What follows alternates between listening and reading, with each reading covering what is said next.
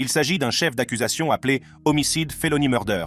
Il s'agit d'une peine d'emprisonnement à perpétuité sans possibilité de libération conditionnelle. Elle prévoit le prélèvement d'un échantillon d'ADN lors de l'arrestation. Mettre le clip en pause, changer l'arrière-plan en noir et blanc. Voici la réaction brute d'un couple qui vient d'être condamné à la perpétuité. Mais comment en sont-ils arrivés là? Découvrons-le. Bienvenue à Grand Rapids, Michigan, au palais de justice du comté de Kent, où ce couple sadique, Seth Welch et Tatiana Fusari, ont été accusés d'avoir négligé leur fille de 10 mois, Mary Welch, la faisant mourir de malnutrition et de déshydratation. Ils ont tous deux été reconnus coupables de maltraitance d'enfants au premier degré et d'homicide volontaire. Le couple n'en était pas à son premier accrochage avec les services de protection de l'enfance. Les services de protection de l'enfance avaient été en contact avec la famille en 2014, après que du THC ait été trouvé dans l'organisme de leur enfant aîné. Il y avait une longue histoire de violence domestique dans la famille, et il est triste de voir que la petite Mary Welch, âgée de 10 mois, en a payé le prix de sa vie. Mary Welch pesait environ 8 livres au moment de son décès, soit 1 livre et 2 onces de plus qu'à sa naissance, 10 mois plus tôt. Alors que les parents étaient conscients de l'insuffisance pondérale de leur fille, ils ont refusé de consulter un médecin. Le couple a invoqué des raisons religieuses et un manque de confiance dans le système médical. Au moment du décès de Mary, 2 des 3 enfants du couple n'avaient jamais consulté un médecin agréé. Le shérif du comté de Kent a déclaré que la maison familiale était insalubre lors de l'enquête initiale. Il a cité des preuves de la présence d'insectes et de moisissures dans toute la maison. Le médecin qui a pratiqué l'autopsie a déclaré que le nourrisson souffrait de malnutrition chronique et de déshydratation, causée selon lui par la privation de nourriture et d'eau. Les autorités affirment que ses parents ne l'ont pas nourrie et qu'elle a été laissée seule pendant environ 17 heures avant que sa mère ne découvre son corps. Après la mort de Mary, les services de protection de l'enfance ont cherché à mettre fin aux droits parentaux du couple. Leur fille est décédée le 2 août 2018 dans son berceau imbibé d'urine à leur domicile du canton de Solon. L'assistante du procureur du comté de Kent, Kimberly Richardson, était chargée des poursuites. Elle a déclaré que Welch torturait sa fille, la laissant seule sur un matelas imbibé d'urine pendant de longues périodes. Ses muscles avaient fondu parce qu'elle était gravement sous-alimentée. Elle a déclaré aux jurés: « Regardez cette pauvre petite chose, elle est en prison dans ce berceau. Elle dépend de ses parents. Elle ne peut pas vous dire ce qui ne va pas, sauf en pleurant. Elle n'a aucun contact humain. Elle est aussi toute seule et affamée. » Richardson a également indiqué que Seth Welch avait laissé mourir l'enfant parce qu'il l'avait jugée trop petite et trop faible pour l'aider dans la ferme qu'il prévoyait d'exploiter, dans le cadre de ce qu'il a décrit comme une sélection naturelle. Seth Welch a refusé de se présenter à la barre. Son avocat, le défenseur public Charles Clapp, a déclaré au jury que M. Welch avait bien nourri son enfant, mais que ses convictions religieuses l'avaient empêché de lui prodiguer des soins médicaux appropriés, et qu'il n'avait tout simplement pas compris à quel point la situation de l'enfant était grave. Le procureur a répliqué en racontant au jury que Seth Welch avait demandé un traitement médical pour lui-même alors qu'il était en prison, ce qui prouvait que sa peur de la médecine conventionnelle n'était pas authentique. D'autres échanges ont eu lieu entre le procureur et l'avocat de l'accusé. Clapp a déclaré que Seth Welch était dépassé par sa responsabilité de s'occuper de Mary Ann ainsi que de ses 2 enfants plus âgés et a demandé au jury de le condamner pour des charges moins lourdes. Il a également déclaré que l'incompétence et les croyances erronées ne sont pas synonymes de maltraitance des enfants et qu'une mauvaise éducation n'est pas synonyme de meurtre. Voici un extrait de l'échange. Et Seth est à la maison avec 3 enfants. Essayez de faire des travaux agricoles, essayez de s'occuper de la maison, essayez d'être père, et il n'y arrive pas. Le procureur s'est moqué de cette affirmation et a déclaré ce qui suit. Vous avez vu les photos de la maison. Il ne travaille pas sur la maison. Il ne nettoie pas. Ils ne travaillent pas dans les champs parce qu'ils sont envahis par la végétation. Que fait-il pour être à ce point débordé? Lorsque la mère de la petite fille de 10 mois décédée, Tatiana Fusari, a été mise sur la sellette, elle a déclaré que son mari était violent, qu'il la violait et la battait, ce qui l'empêchait de s'occuper de la petite Mary. L'avocat de Fusari, Damian Nunzio, a déclaré « Je pense que la preuve est claire qu'elle a été battue et violée, et qu'elle a eu une perspective encadrée qui lui a été donnée par, vous savez, son mari de l'époque, Seth Welch. » Il a poursuivi en disant « Les gens ne comprennent pas tout l'impact, ce que cela signifie, comment les victimes d'agressions sexuelles, physiques, émotionnelles vivent ces choses, et ce qu'elles doivent supporter pour survivre au jour le jour. » Elle a également déclaré qu'elle n'avait pas été autorisée à emmener sa fille chez un médecin. Écoutons la déclaration dans son intégralité. Il m'a dit « Vous savez ce que je pense des médecins. Voulez-vous continuer à faire entrer ces personnes dans notre foyer?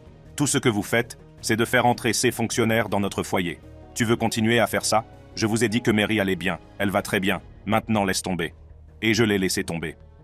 Cependant, Madame Fusari a affirmé qu'elle n'avait pas remarqué que Mary n'était pas en bonne santé et qu'elle ne savait pas ce qui avait causé sa mort. Elle a insisté sur le fait qu'elle nourrissait le bébé chaque fois qu'elle le pouvait. Elle a dit qu'elle lui donnait en cachette du lait maternisé, car son mari voulait que la petite fille mange uniquement des produits cultivés dans leur ferme de la région de Cedar Springs. Elle pensait également que Mary grandissait plus lentement que ses autres enfants. Les avocats de Madame Fusari ont utilisé les questions pour la dépeindre comme une femme ayant subi de nombreux abus de la part de son mari. Ils se sont efforcés de montrer au jury que Madame Fusari était diligente, attentionnée et heureuse avant de rencontrer Monsieur Welch, mais qu'il a profité d'elle parce qu'elle était vulnérable et qu'elle n'avait personne près d'elle. Après cela, dit-elle, il est rapidement devenu exigeant et contrôlant, et il la réprimandait souvent. Il s'est retourné pour me faire face, et il a commencé à me donner des coups de poing au visage. Puis, j'ai essayé de me retourner sur le côté droit. Face au mur, il ne s'occupait donc pas de la partie avant de mon corps, mais il a pesé de tout son poids sur moi.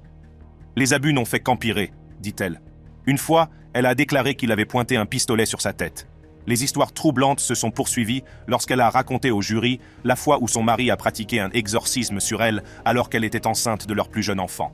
Elle a déclaré « Il lisait des versets de la Bible tout en prenant sa paume ouverte et en me frappant entre les omoplates, encore et encore. Et il disait des choses comme « Démon, va-t'en !» Elle a décrit le moment où elle a trouvé Mary morte dans son berceau imbibé d'urine, précisant qu'elle avait pratiqué la réanimation cardio-pulmonaire et fait tout ce qu'elle pouvait pour réanimer sa fille. Après avoir déclaré dans un premier temps qu'elle ne savait pas ce qui avait causé la mort de sa fille, Madame Fusari a avoué avoir tué sa fille lors de l'interrogatoire de la police le lendemain. Les appels au 911 effectués par Madame Welch ont été diffusés au cours de la procédure judiciaire et ont apparemment révélé que le couple avait couché leur fille vers 15h30 la veille et n'avait pris de ses nouvelles que vers 10h le lendemain. Un dispatcher demande à Monsieur Welch « Vous dites qu'il est normal que vos enfants dorment de 15h à 10h du matin ?» « Oui, répond-il. Welch informe alors le dispatcher qu'il pense que l'enfant est mort.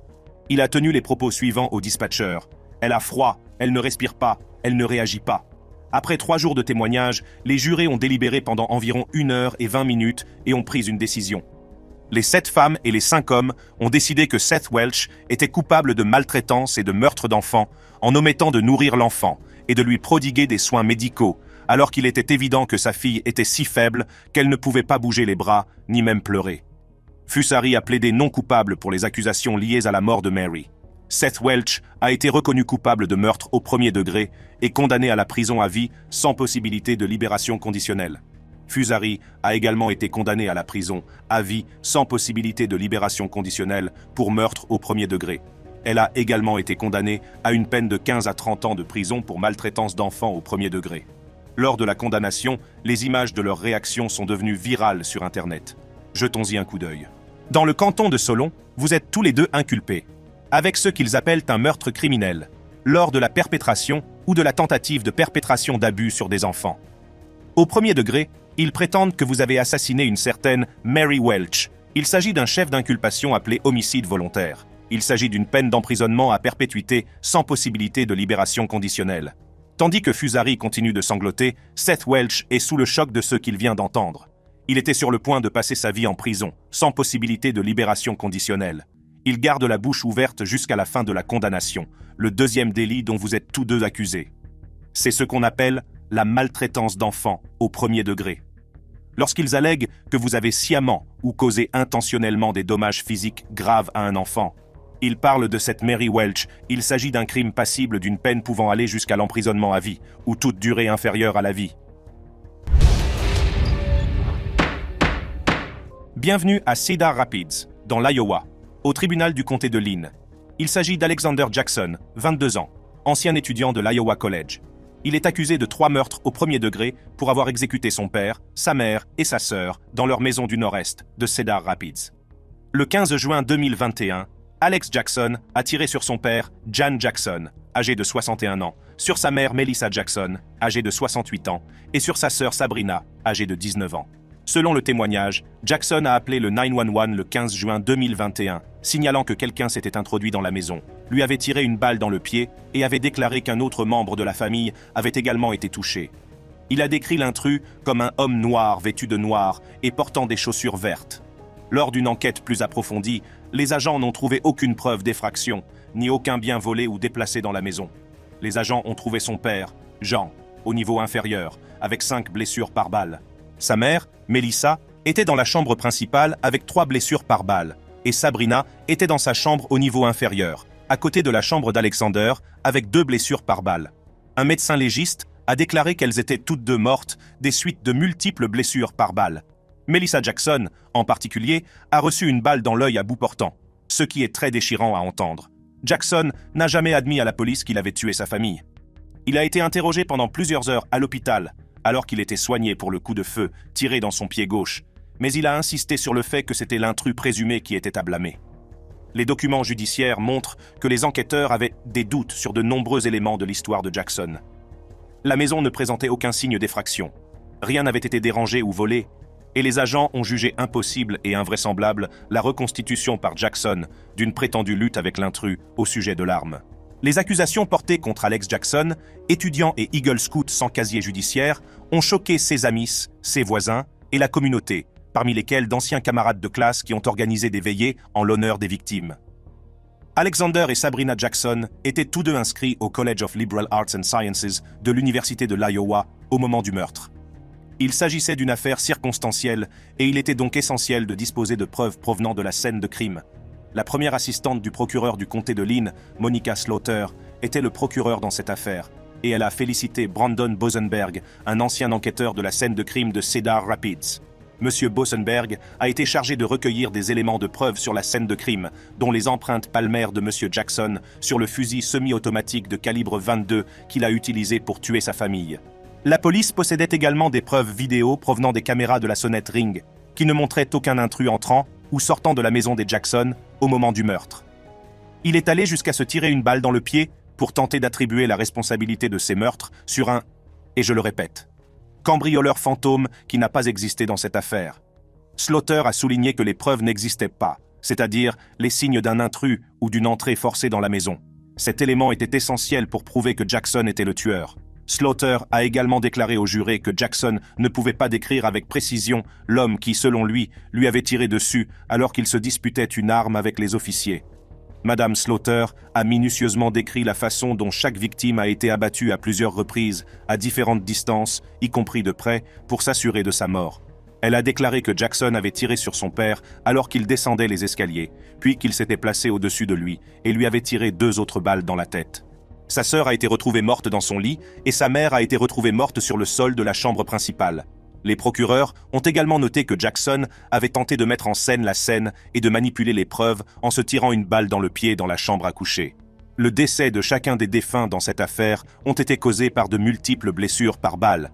Chacune de ces blessures par balle a été tirée à des distances différentes. Il existe des preuves dans le dossier que les coups de feu ont été tirés à distance, puis chacun des défunts a été filmé de près et personnellement assuré la mort des victimes dans cette affaire, Jan, Melissa et Sabrina Jackson. Dans une partie de sa déclaration finale, Madame Slaughter a déclaré « Cette série de meurtres a ébranlé cette communauté au plus profond d'elle-même. Cela faisait depuis le début des années 80 qu'il n'y avait pas eu de triple homicide, en particulier un homicide de cette nature, dans lequel un membre d'une famille a exécuté toute sa famille », a déclaré Madame Slaughter. Si ce type de crime ne justifie pas l'application de peines consécutives, je ne sais pas s'il existe un autre type de crime qui pourrait exiger, demander ou requérir cela de la part de cette cour. L'avocat de Jackson, Tyler Johnston, a mis l'accent sur l'absence de preuves matérielles tout au long de la procédure judiciaire, affirmant qu'il s'agissait d'une affaire circonstancielle que les jurés devraient remettre en question parce qu'il n'y a pas la moindre preuve qui réfute la version des événements de Jackson ce jour-là. M. Johnston a également insisté sur le fait que l'accusation n'a pas été en mesure d'établir les raisons exactes de ce qui s'est passé. Quel était le mobile de Jackson ? A demandé Johnston, car il n'avait aucune raison de faire du mal à sa famille. Slaughter a immédiatement répliqué en disant que le père de l'accusé, Jan Jackson, lui avait dit qu'il devait trouver un emploi ou qu'il devait déménager. Il avait $30 sur son compte en banque. L'argent est-il le mobile ? Aurait-il hérité de tout l'argent et de tous les biens de ses parents ? Je ne sais pas, mais je n'ai pas à prouver un mobile. Il n'y aura jamais de raison suffisante pour expliquer pourquoi il a tué sa famille. La défense a d'abord déposé une requête demandant un nouveau procès, invoquant la mauvaise conduite d'un juré qui aurait dit avoir entendu d'autres personnes parler de l'affaire. Le juge a rejeté la requête et a attendu que le jury rende son verdict. Alex Jackson, a été reconnu coupable de 3 chefs d'accusation de meurtre au premier degré. Pour ce chef d'accusation, la loi de l'Iowa prévoit une peine d'emprisonnement à perpétuité. En raison de ce qu'ils ont décrit comme la nature odieuse et brutale des meurtres, les procureurs ont demandé au juge Anderson d'imposer les peines d'emprisonnement à vie de manière consécutive. La nature et les circonstances de chaque infraction distinctes, dans ce domaine plus odieux. La nature odieuse et brutale de chacun de ces homicides justifie que le tribunal prononce 3 peines d'emprisonnement à perpétuité consécutive. L'État a demandé que Jackson purge 3 peines de prison à vie consécutives, sans possibilité de libération conditionnelle. Il a également été condamné à payer 451 000 $ de dédommagement. Il n'a montré aucune réaction à l'énoncé du verdict. M. Jackson est déclaré coupable de 3 chefs d'accusation de meurtre au premier degré, contrairement à l'article 701.7 du Code de l'Iowa et au 707.2 parent A, et l'arrêt est rendu en conséquence. Pour chaque chef d'accusation, il est condamné à une peine d'emprisonnement d'une durée de 3 ans. Fin de sa vie sans possibilité de libération conditionnelle. Ses avocats ont tenté de le protéger des caméras de télévision et des appareils photo présents dans la salle d'audience. Cependant, lorsque les adjoints lui ont passé les menottes et l'ont conduit hors de la salle d'audience, il a semblé pleurer un peu. Bienvenue à la Cour supérieure du comté de Los Angeles pour la condamnation d'un autre couple cruel. Heather Maxime Baron, 33 ans, et son petit ami, Karim Leiva, 37 ans, ont été inculpés de meurtre au premier degré avec circonstances particulières de torture pour la mort de son fils Anthony Avalos, âgé de 10 ans. Une bien triste histoire.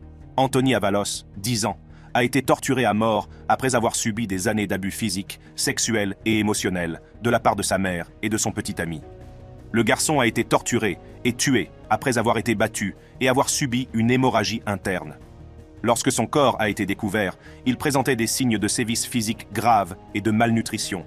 Le directeur adjoint du département des services à l'enfance et à la famille du comté de Los Angeles, Brandon Nichols, a rapporté qu'Avalos avait récemment mentionné à sa mère qu'il aimait les garçons et les filles. Plusieurs membres de la famille d'Avalos ont révélé aux agents que Baron et Leiva avaient donné des preuves répétées de leur intense homophobie. La mère d'Avalos l'avait même traité d'injures homophobes devant des membres de sa famille, et son petit ami, Leiva, avait admis qu'il ne se sentait pas à l'aise à proximité d'homosexuels. Lors de l'autopsie, le corps d'Avalos présentait des signes évidents d'abus répétés et soutenus. Il présentait des ecchymoses et des brûlures sur tout le corps et était extrêmement mal nourri et déshydraté. Selon le témoignage du tribunal, la tante d'Avalos, Crystal Duguid, a révélé à son thérapeute que la mère d'Avalos le battait, l'affamait et l'enfermait pendant des heures dans une pièce sans accès à la salle de bain, alors qu'il n'avait que 6 ans à l'époque.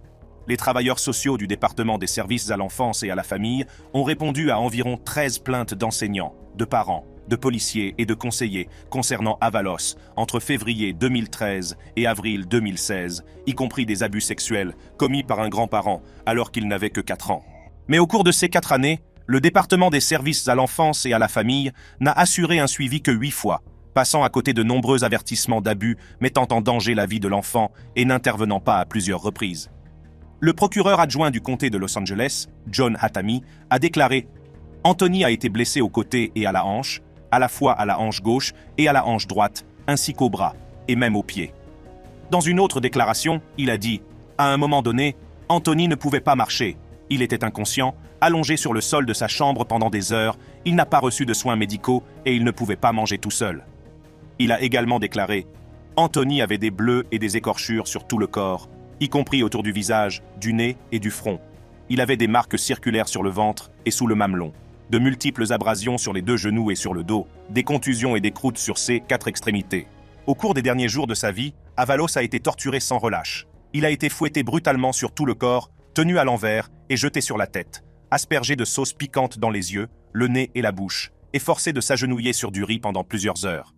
L'une des ambulancières qui a transporté Anthony à l'hôpital a déclaré que son cas est toujours au premier plan de ses préoccupations lors des appels pédiatriques, même des années plus tard. Anthony a été transporté à l'hôpital sans réaction, en arrêt cardiaque et avec une lésion cérébrale traumatique. Malheureusement, il est décédé le lendemain. Le tribunal a déclaré que Karim Leiva était l'auteur de l'abus mortel, tandis que sa petite amie et mère de la victime, Heather Baron, l'a aidé et encouragé. Pendant plus de 6 ans, ses demi-frères et sœurs ont vu sa mère et son petit ami abuser constamment de lui. Ils ont témoigné qu'ils étaient également punis et forcés de se regarder se faire punir parfois lorsque Leiva laissait tomber Anthony à plusieurs reprises sur le sol de la chambre. Le juge a rejeté la défense du couple selon laquelle les blessures d'Anthony étaient auto-infligées et a déclaré qu'ils avaient fait preuve d'une intention de tuer en tardant à appeler les secours pour le garçon. L'avocate de Baron a également allégué qu'elle n'avait pas le pouvoir d'empêcher cela, en raison de sa propre expérience de la maltraitance. Un argument qui a également été rapidement rejeté par le juge, l'audience de détermination de la peine s'est déroulée sous le signe de l'émotion, les membres de la famille ayant fait des déclarations pleines de larmes sur l'impact du crime sur la victime. Le cousin d'Anthony a commencé à lire une déclaration au juge, une déclaration qui a fait couler beaucoup de larmes. Il était plein de vie. La vie que Karim et Heather lui ont enlevée, ce n'est pas ce qu'Anthony méritait. Tout ce qu'Anthony a fait, c'est aimer et s'occuper de Heather et de ses frères et sœurs. En une fraction de seconde, Anthony a été poignardé dans le dos. Être ici, être au tribunal, lire des mots. En mémoire d'Anthony est quelque chose que je n'ai jamais voulu faire. L'extrait suivant va vous briser le cœur. Matthew Baron, 8 ans, un cousin de la victime, fait une déclaration sur la façon dont son cousin lui manque et sur le fait qu'il était toujours plein de vie et d'amour. « Cher juge, je m'appelle Matthew Baron. J'ai 8 ans et mon cousin Anthony me manque. J'étais un bébé la dernière fois que je l'ai vu. J'aimerais pouvoir me souvenir de tout le temps que nous avons passé ensemble, mais tout ce que j'ai, ce sont des photos et des histoires. Que ma famille me dit. Anthony était une personne étonnante, pleine de vie et d'amour. Il a toujours joué avec moi et m'a fait rire. » Le 7 mars, le juge a déclaré les 2 accusés coupables de meurtre au premier degré et de torture dans le cadre d'un procès sans jury, les 2 accusés ayant renoncé à leur droit d'être entendus par un jury. Dans une décision qui s'étend sur plus de 5 pages, le juge a déclaré, en rendant son verdict, « Il est clair pour ce tribunal, au-delà de tout doute raisonnable, que chaque accusé a ciblé Anthony comme bouc émissaire pour une cruauté extrême. » Le juge a déclaré dans son verdict que le couple a travaillé ensemble pour priver Anthony d'accès à des liquides pendant une période de temps substantielle, provoquant une déshydratation sévère, et que l'état du corps d'Anthony montre la torture extrême causée par le traitement combiné d'Anthony par les 2 accusés, manifestant une intention de tuer. Pendant le prononcé de la sentence, on peut voir Heather Baron fixer la table d'un regard vide, tandis que Karim Leiva ne quitte pas le juge des yeux, car il sait ce qui l'attend. Chaque accusé est condamné à la prison à vie sans possibilité de libération conditionnelle. Pour le 2e chef d'accusation, la Cour impose une peine d'emprisonnement à perpétuité d'une durée minimale de 7 ans. Baron et Leiva ont tous 2 été condamnés à la prison à vie sans possibilité de libération conditionnelle et à verser 7 500 $ au titre de l'indemnisation des victimes. Bienvenue au palais de justice du comté d'Osceola, où Anthony Hodd, 46 ans, a été inculpé de 4 chefs d'accusation de meurtre au premier degré et d'un chef d'accusation de cruauté envers les animaux pour les meurtres de sa femme, Megan Hodd, et de ses 3 enfants, Alec, Tyler et Zoé. Le chien de la famille, Breezy, a également été tué. Ce père maniaque de 46 ans a assassiné sa femme et ses 3 enfants avant de laisser leurs cadavres pourrir dans leur maison parce qu'il pensait que c'était la fin du monde. Les victimes de ce massacre ont été droguées au Benadryl, étouffées, empalées et laissées à pourrir pendant 2 semaines à l'intérieur de leur maison de célébration en Floride, une ville proche de Disney World. Les autorités fédérales et les adjoints du shérif du comté d'Osceola ont découvert les corps en décomposition et en putréfaction des victimes 1 mois après leur assassinat lorsqu'ils se sont rendus au domicile pour arrêter Anthony Todd pour des accusations de fraude à l'assurance liée à son activité de kinésithérapeute. Les agents ont été alertés pour la première fois de la disparition de la famille juste après Noël 2019, lorsque des membres de la famille ont demandé un contrôle de bien-être au domicile de Floride. Todd travaillait dans le Connecticut et passait les week-ends en Floride avec sa famille. Lorsque les adjoints se sont rendus à la maison de célébration pour arrêter Todd sur des accusations de fraude à l'assurance liées à son entreprise, ils ont découvert la scène horrible et macabre. Les corps étaient décolorés, noirs et bleus, a déclaré l'agent spécial Michael Phelps au tribunal. Emily Seda, responsable de la police scientifique au bureau du shérif du comté d'Osceola, a déclaré au tribunal qu'un flacon de Benadryl aromatisé à la cerise avait été trouvé dans une poubelle avec les empreintes digitales de Todd. Vous avez entendu le médecin légiste, et vous avez entendu les toxicologues, et vous avez entendu que tous les membres de la famille de l'accusé, au moment de leur décès, ils avaient de la diphénhydramine dans leur organisme. Qu'est-ce que Benadryl ? L'agent spécial Phelps a également déclaré au tribunal que Todd marmonnait pendant que les autorités fouillaient la maison et qu'il avait informé la police qu'il avait consommé le Benadryl dans le but de se suicider. Pendant la fouille, il a été rapporté qu'Anthony Todd pouvait à peine se tenir debout et semblait trembler. Lors des 3 interrogatoires de police qui ont suivi les meurtres, Todd a avoué avoir tué sa famille, ce que les procureurs ont examiné au tribunal. Le procureur a expliqué aux jurés comment Todd a décrit aux enquêteurs qu'il avait d'abord tué Zoé pendant qu'elle dormait, déclarant qu'il s'était roulé sur elle jusqu'à ce qu'elle suffoque. Le procureur a ajouté que Todd avait également déclaré aux enquêteurs qu'il avait tué ses 2 fils en les étouffant et en les poignardant. Enfin, il a affirmé avoir étouffé le chien de la famille. Après plus de 6 heures de délibération, le jury a reconnu Anthony Todd coupable de 4 chefs d'accusation de meurtre et d'un chef d'accusation de cruauté envers les animaux dans la mort en 2019 de sa femme Megan, de ses enfants Tyler, Alexander et Zoé, et du chien de la famille, Breezy. La sentence a été prononcée peu après le verdict du jury. Une poignée de jurés sont retournés dans la galerie de la salle d'audience pour entendre la sentence, à savoir la réclusion à perpétuité sans possibilité de libération conditionnelle. Lors de la condamnation, Todd a porté la main à sa bouche et a subtilement secoué la tête. En ce qui concerne le premier chef d'accusation, le meurtre au premier degré de Zoé Elizabeth Todd, vous êtes condamné à la prison à vie, sans possibilité de libération conditionnelle. En ce qui concerne le deuxième chef d'accusation, à savoir l'assassinat avec préméditation de votre fils Alexander John Todd, vous êtes condamné à la prison à vie, sans possibilité de libération conditionnelle. En ce qui concerne le troisième chef d'accusation, à savoir l'assassinat avec préméditation de votre fils Tyler John Todd, vous êtes condamné à la prison à vie. En ce qui concerne le quatrième chef d'accusation, à savoir l'assassinat avec préméditation de votre épouse Megan Denise Todd, vous êtes condamné à la prison à vie. Il a été escorté hors du palais de justice par les officiers de justice et n'a plus jamais été un homme libre. Si vous avez aimé cette vidéo, jetez un coup d'œil à nos autres superbes vidéos de salles d'audience sur la chaîne. Merci d'avoir regardé et à la prochaine fois.